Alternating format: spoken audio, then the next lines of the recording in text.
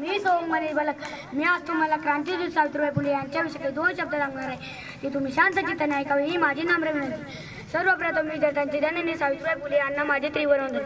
शिक्षणाच्या स्वर्गाचे जिने उघडलेदार शिक्षणाच्या स्वर्गाचे जिने उघडलेदार ती सावित्री आज जगाची दिलेदार सर्वप्रथम ज्ञानज्योती सावित्रीबाई फुले यांचा जन्म 3 जानेवारी 1831 रोजी सातारा जिल्ह्यातील नायगाव झाला।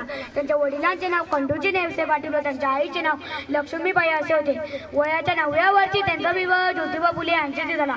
ज्योतिबा फुलेंनी अतिशय परिकुल परिस्थितीतूनही सावित्रीबाई फुलेंना लिहायला वाचायला शिकवले। अखेर 1848 मध्ये सावित्रीबाई फुले आणि ज्योतिबा फुलेंनी मुलींची पहिली शाळा सुरू केली।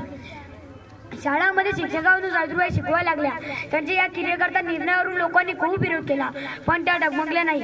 अखेर 10 मार्च 1897 रोजी सावित्रीबाई फुलेंनी आपली प्राणज्योत मांडवली।